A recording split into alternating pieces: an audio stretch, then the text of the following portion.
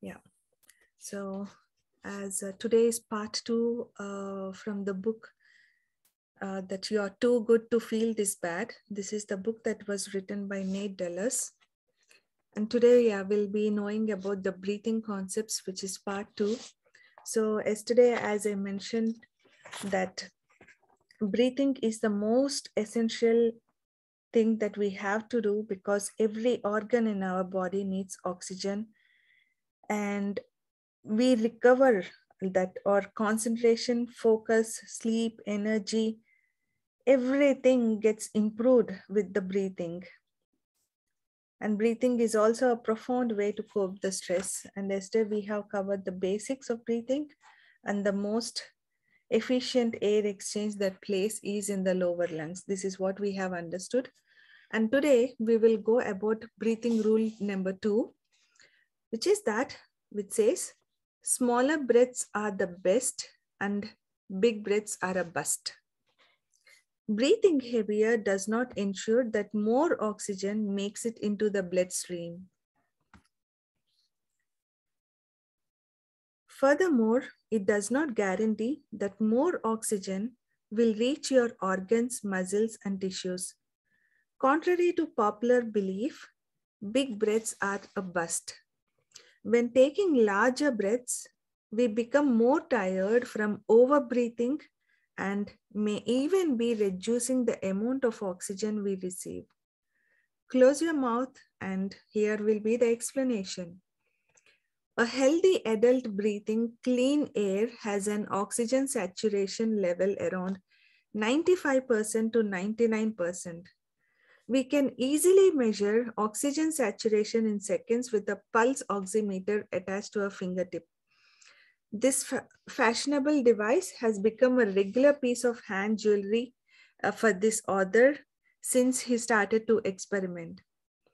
And this oxygen saturation number expresses the percentage of hemoglobin molecules in our red blood cells that are currently carrying oxygen. Unless there is a significant underlying issue like pneumonia, sleep apnea, chronic obstructive pulmonary disease, or other illness, saturation levels rarely fall out of the normal range. Even if it dropped to 92% momentarily while swimming underwater, the number would return to 99% within seconds of resuming regular breathing. So a saturation reading of 99% means that 99% of the molecules in the blood that could be carrying oxygen are already doing so. So at any given moment of the day, a healthy person has an adequate supply of oxygen, almost 100% of the limit that red blood cells can hold and store. So for this reason, much of the oxygen we breathe in gets exhaled right back out. It's wasted. Even if there is a burst of oxygen pulled out of storage to be used by a working muscle, our blood oxygen level quickly refills to maximum capacity. The refilling rate is generally much faster than the consumption rate. That is especially true at rest, but even the case during exercise. We have an adequate supply of oxygen in the blood ready to be used. Our bodies only need to remove it from storage in the blood and deliver it to the body parts in need.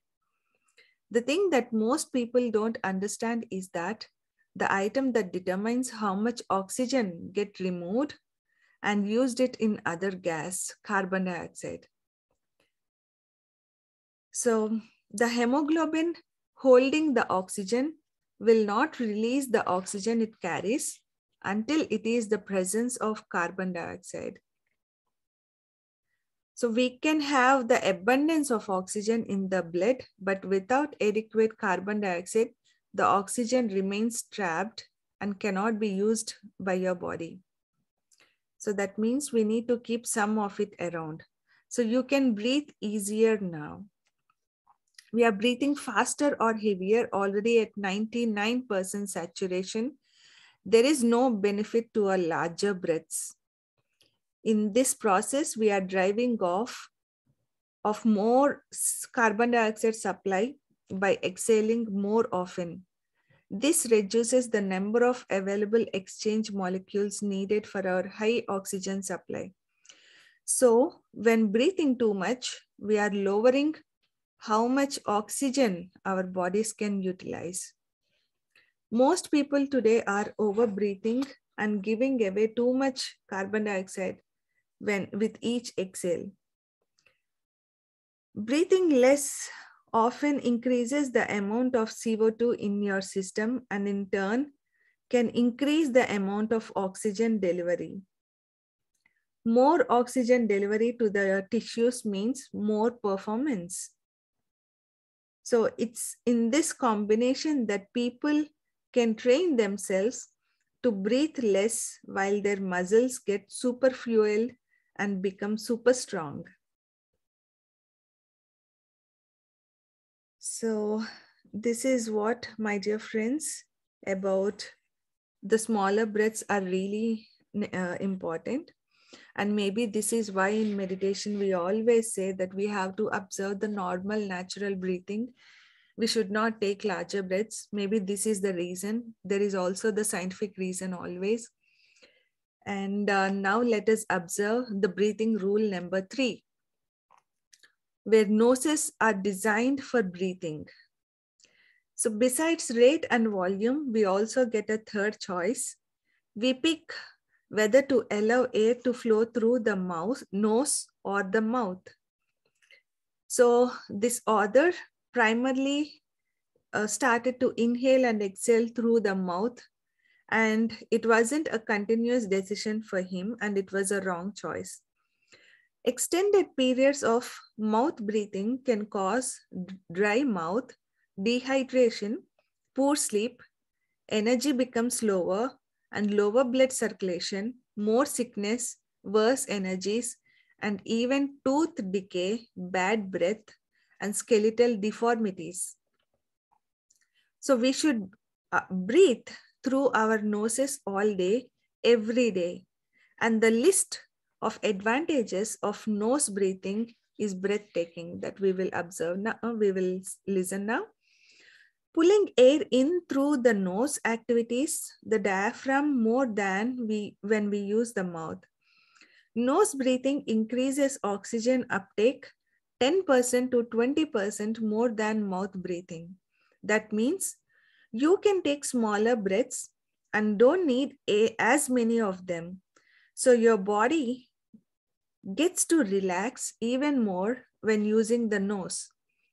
Nose breathing also increases end-tidal carbon dioxide, which is a measure of how much CO2 stays in the blood after exhalation.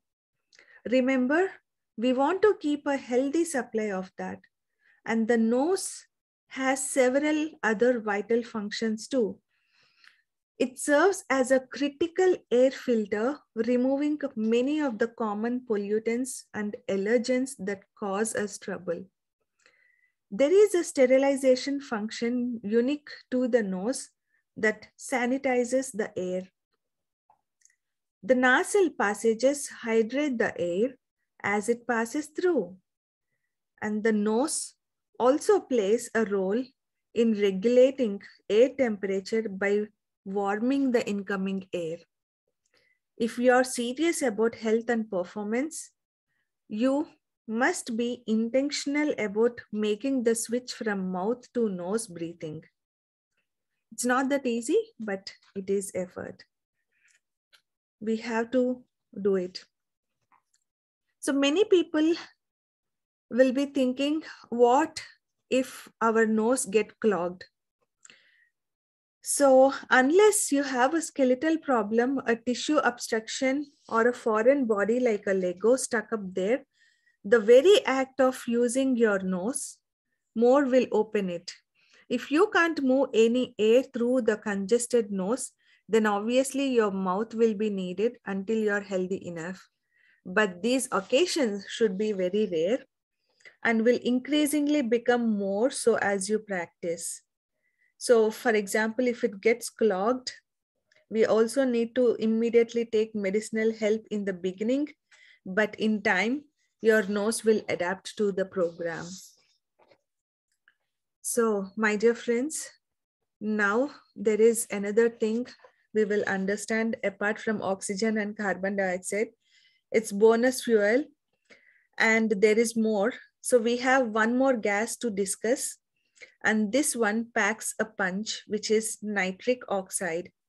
This is a mighty molecule that is as fascinating as it is beneficial to the human body. This gas, which science is just beginning to understand, is incredible. So the Na boasts significant benefits to our immune system and has impressive benefits on organs too.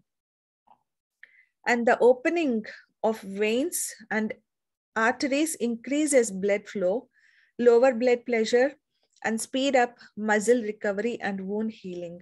So nitric oxide also sterilizes incoming air by killing germs. The gas functions as a natural muscle relaxer and a neurotransmitter too. This stuff is incredible, and you have already learned the natural method to get more of it. So the body naturally produces nitric oxide. So right into the nose, it accumulates inside the nasal cavity. And so if we bypass the nose and breathe through our mouth, we miss it out. So nose breathing increases nitric oxide use in the body by 5 times over mouth breathing.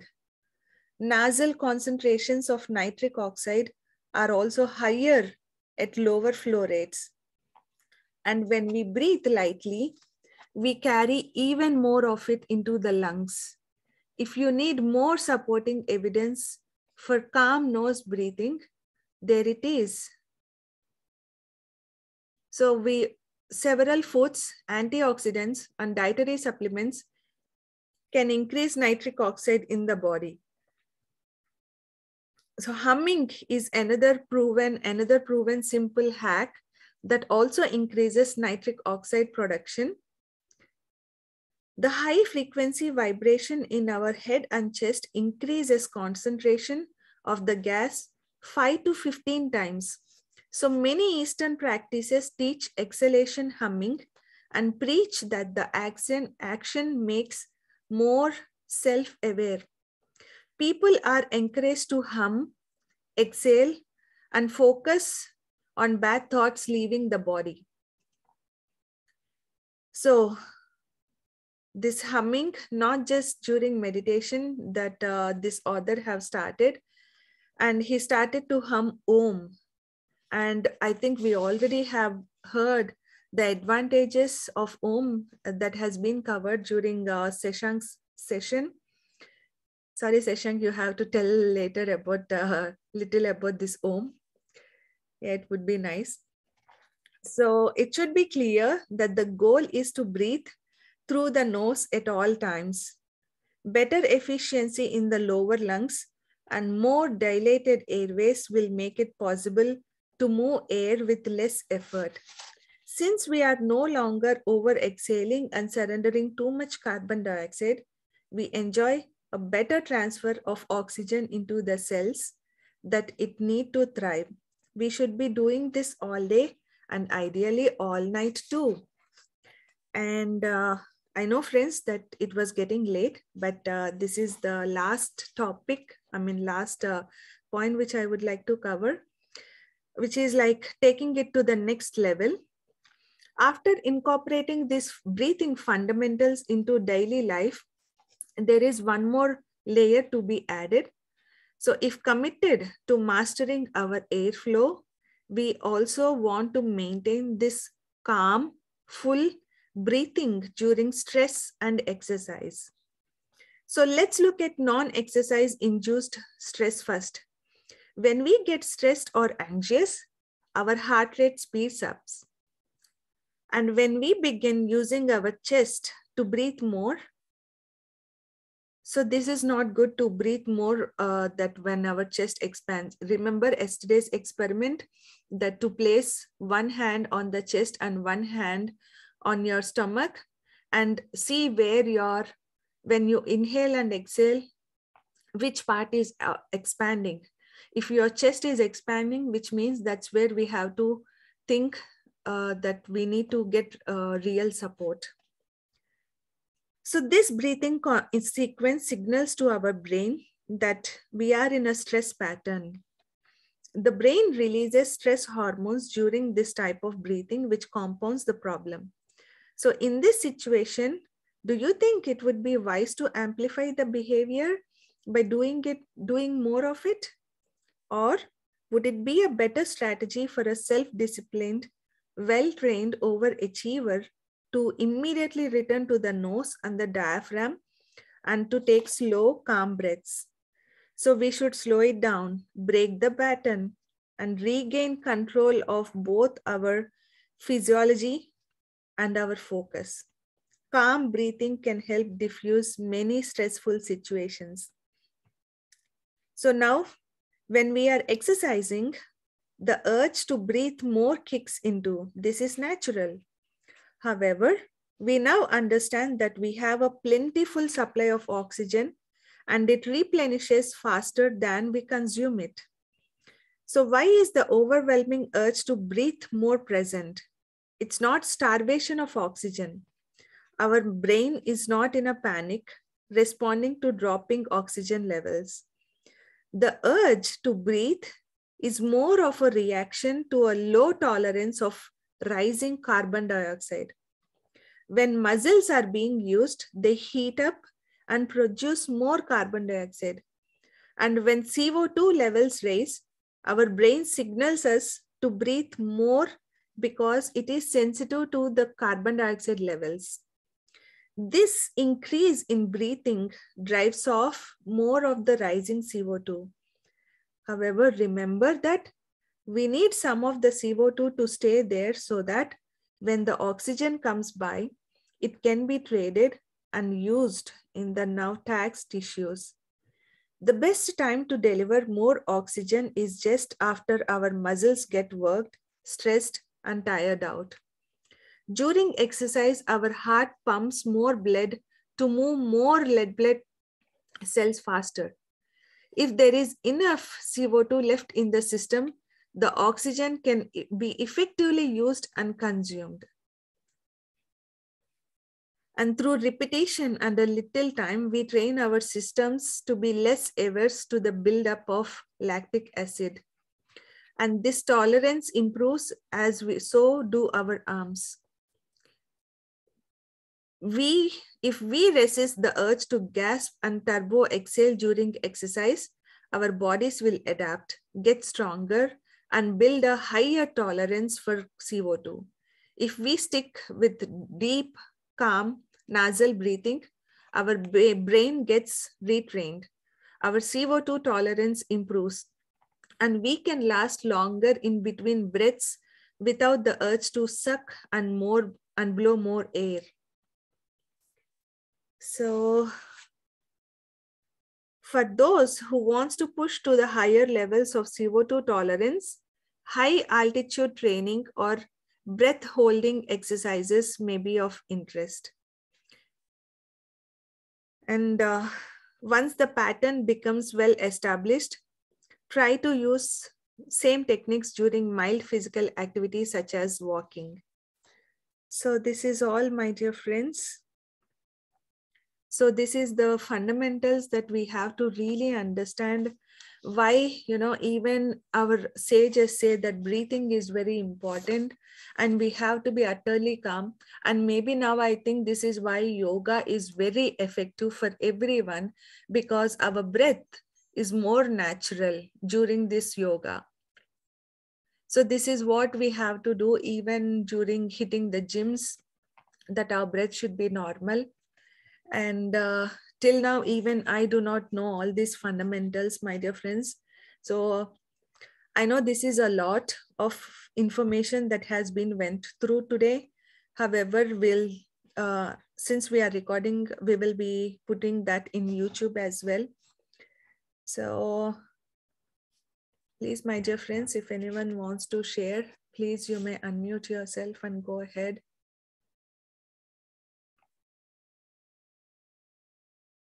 Yes, Seshank? I hope, yeah, you are able to unmute. Yes, perfect. Yes. Hi, Neelima. Thank you so much for wonderful meditation and my favorite music, uh, this Tibetan Om Mani Padme Hum, right? Yes. Very, very peaceful. Thank you. I missed the yesterday's session, but I understand that yesterday it was all about diaphragm breathing. Yeah. Um, so wonderful. And also today we learned quite a lot, especially with the mouth and nasal breathing.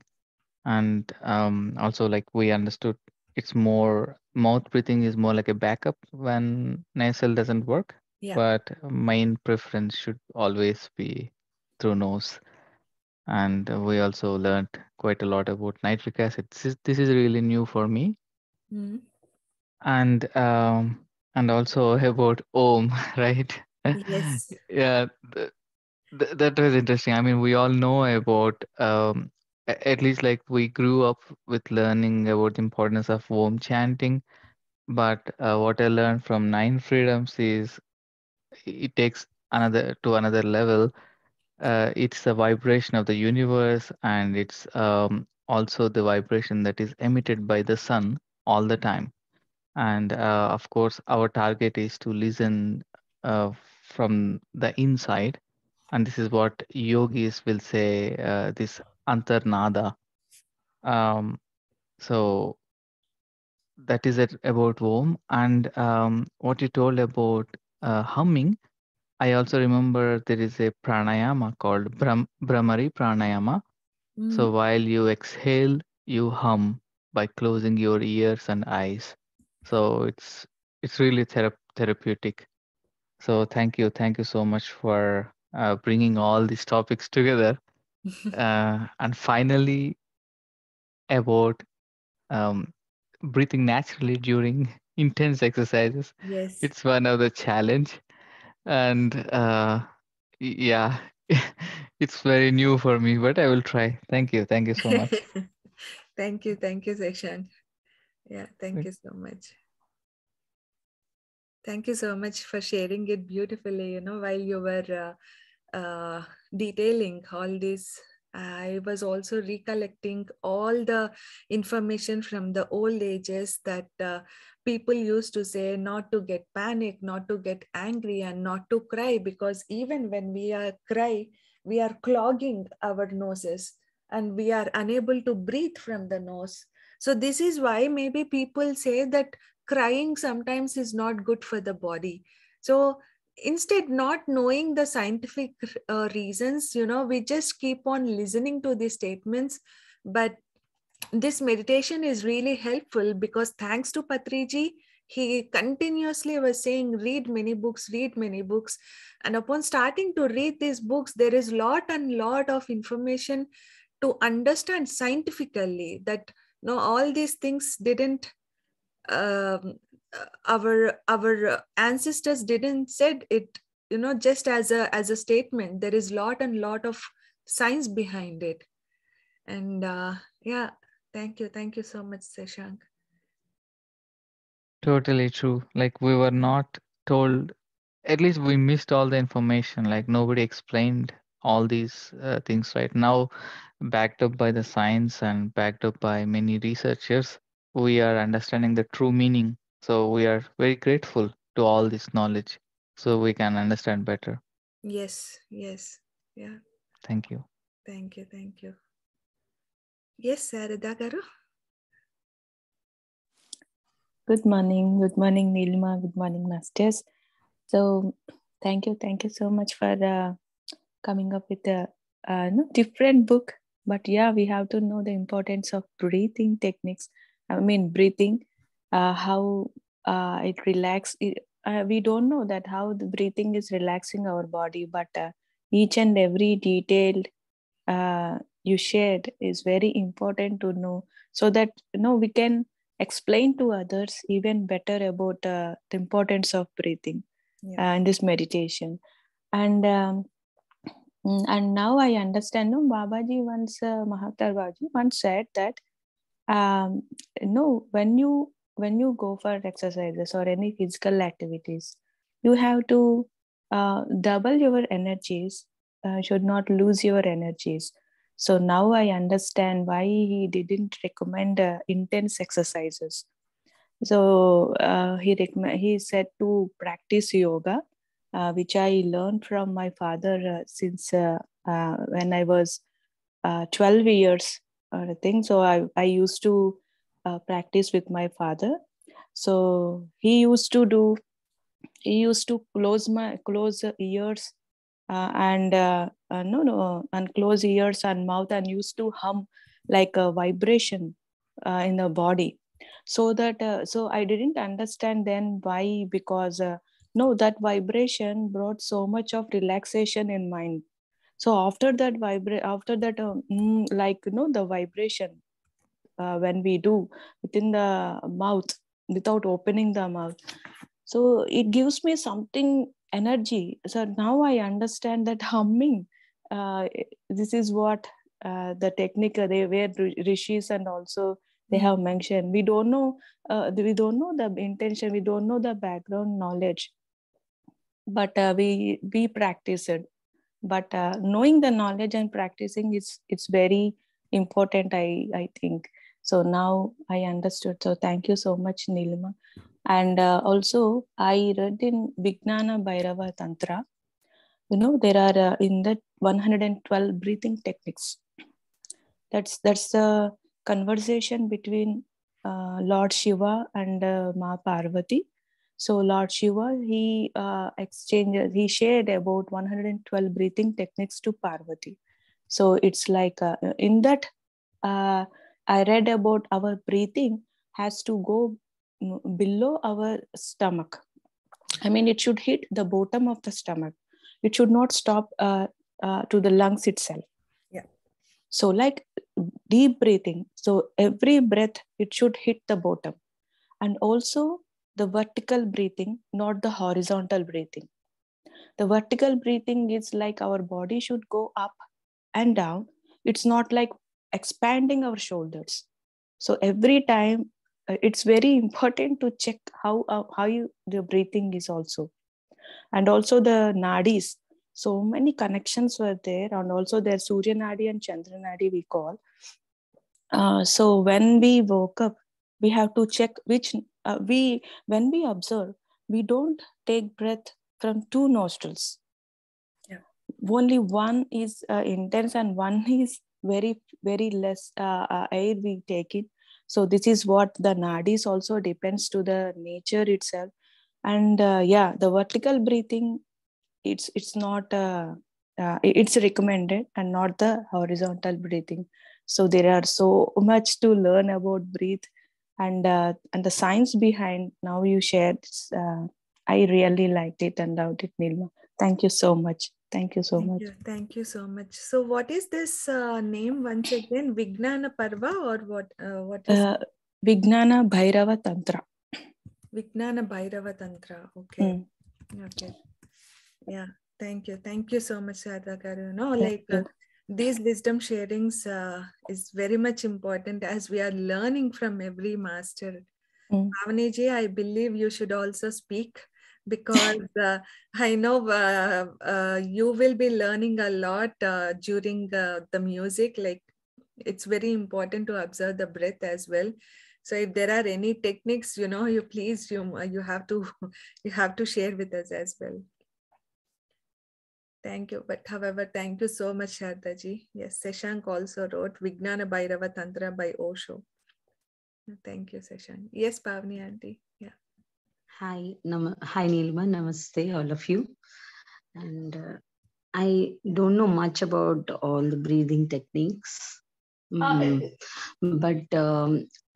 nowadays I feel that there is much breathing exercise going on while singing.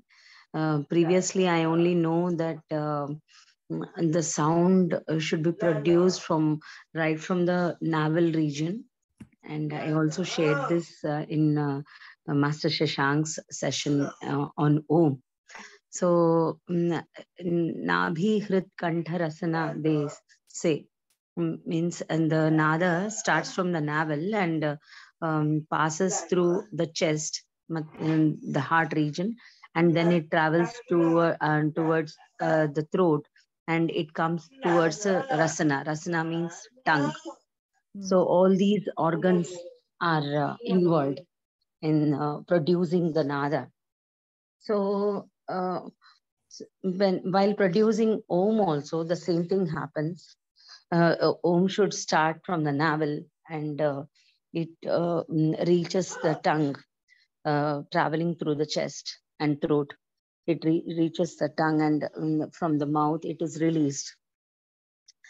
So I think the humming also involves all this process. So much science is involved, the vibration science.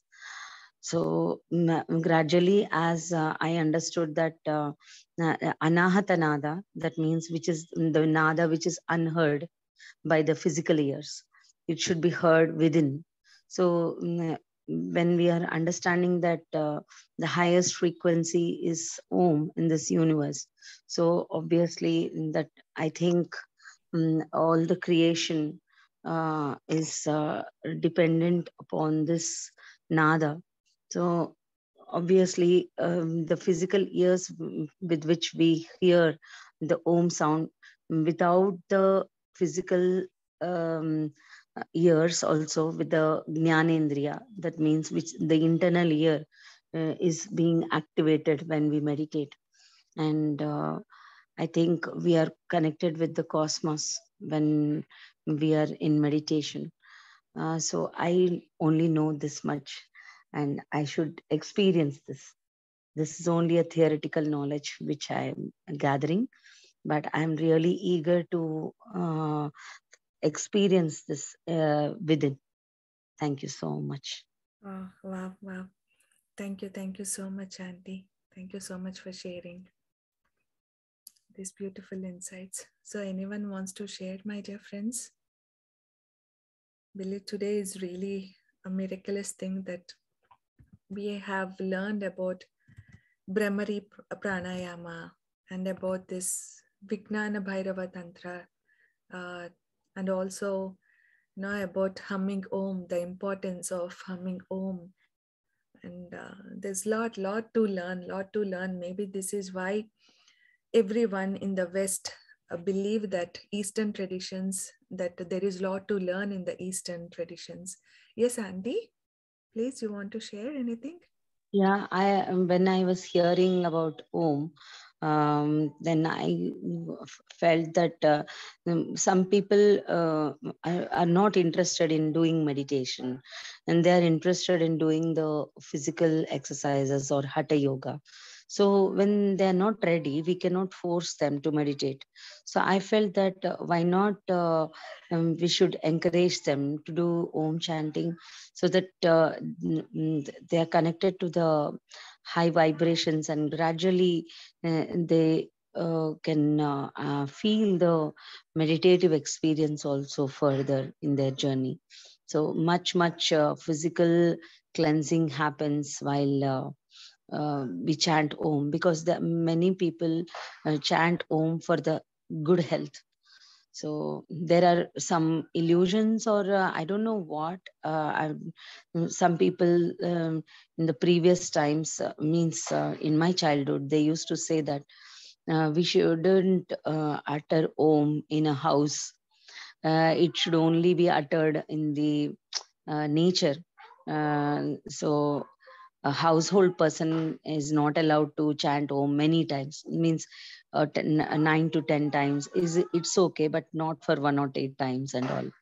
So I think they are all illusions. I think I don't know the real science behind it, but there are people who really do Om chanting, and I have an experience. One day I was chanting Om, and um, uh, my friends asked me to do music meditation, and so that they will meditate.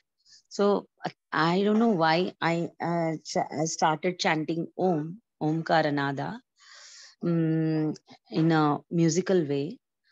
Then my friends were meditating, and one of the meditators, a young girl, saw uh, mm, the light cleansing whole of the room.